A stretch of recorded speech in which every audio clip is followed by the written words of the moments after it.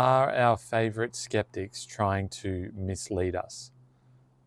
Probably not. A better question is, what do you do when a biblical scholar, or anyone really, disagrees with you? Welcome to Peak Argument, where a regular old guy argues about stuff. The answer is simple. Create a narrative in which you argue from common sense, and the scholar, or your opponent, argues from a pathological misreading of the text. Take this video from Testify, an apologist from here on YouTube. He paints a picture where well-known biblical scholar Bart Ehrman is bending over backwards to make a Bible passage conform to his misreading plan. Kind of funny, because that's often exactly what apologists are accused of. You know, they bend over backwards to interpret these texts to maintain their religious beliefs.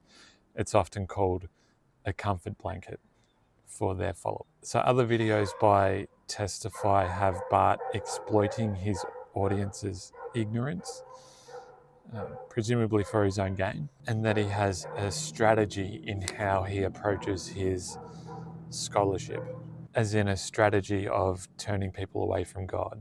But let's have a look at the video from Testify. A link to the full video is in the description, so anyone can see if I'm taking him out of context. But the video is specifically about a passage in the Gospel of Matthew. You might have heard of it. It's about Jesus riding into town on 2 donkeys. Now, I should say I don't mean to single out Testify, or it's not specifically this video that I'm responding to. I just see this video as a good representation of the point that I'm trying to make. In his book, Jesus Interrupted, Ehrman says, in Matthew, Jesus' disciples procured 2 animals for him, a donkey and a colt. They spread their garments over the 2 of them, and Jesus rode into town straddling them both. It's an odd image, but Matthew made Jesus fulfill the prophecy of Scripture quite literally. So there you go, Jesus the rodeo clown. Matthew is just so stupid. But let's take a deep breath and apply a bit of common sense. And there's the implication. Because of the implication. Testify is using common sense, and Ehrman, therefore, is not using common sense. What's the real deal with them in the passage? Here's Matthew 21:7. The disciples went and did as Jesus had directed them. They brought the donkey and the colt and put on their cloaks, and he sat on them. Now, are we talking about the donkey and the colt, or are we talking about the cloaks? So this is the crux of the disagreement, or this is what it all comes down to, a difference in interpretation, specifically on the meaning and the use of the word them. Ehrman reads it one way, Testify another.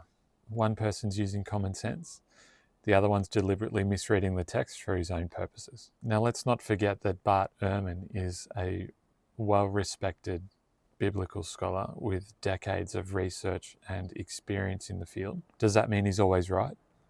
Obviously not. But what it does mean is that this is his scholarly opinion. Now, you can disagree with that. You think he's wrong. You can, make your counterpoints, and all of that's fine. But this is his scholarly opinion. Let's turn to commentator John A.T. Robinson and his no-nonsense take on the matter. He says, the garments, of course. The words in Greek might refer to the 2 animals, but such reference is by no means necessary. Matthew is not careful to distinguish, but common sense can do it. So Testify goes on to quote other scholars later in the video that share his interpretation of this passage. Kind of reminds me actually of when I was at university, and when I was writing an essay or trying to make a point, I just sort of go through and find texts or scholars that had quotes that matched my position, and I'd quote that. I wasn't a very good student. As to why Testify prefers the scholars that he quotes rather than Ehrman or any other skeptic, I'll leave that to the audience to decide. But Bart Ehrman, in true form, doubles down. He argues that since the cloaks were placed on both animals, we're supposed to imagine Jesus seated on all the garments spread across 2 different animals. But really, are we seriously to think that Matthew envisioned Jesus riding 2 animals of different heights at the same time? If that's what Matthew meant, don't you think that he would have spelled it out a little more clearly? Maybe, maybe not.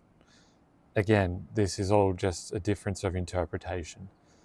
That's all it ever is. I am skeptical of any attempt to put an intention on any author, especially an ancient author. And so all we have is the text and the words that they wrote and how we interpret them, which is another way of saying it's a difference of opinion. No, to show somebody is an idiot, you had better come armed with some rock solid proof. This whole double donkey thing just smacks of gotcha games. So how do you counter Ehrman's strategy? Simple, just use a little bit of charity and common sense. To wrap up, it sort of seems to me that this whole framework of discussion smacks of that comfort blanket idea I was talking about earlier. You know, by casting Barth and skeptics like him as intentionally misleading, by having them enacting this strategy of deconstruction and heavily implying or outright stating that they are not using common sense, it allows Christians listening to this to easily dismiss these ideas without actually engaging with them. You know, instead of really looking at it, you can just say, well, Bart, he doesn't use common sense. He's got some sort of agenda as to why he's saying stuff. Therefore, you know, all the stuff he says is nonsense. Having said that, if you do actually engage with it and you are not convinced or you still disagree with it, fair enough. Just remember all of this, especially the Bible stuff, it's a difference in interpretation.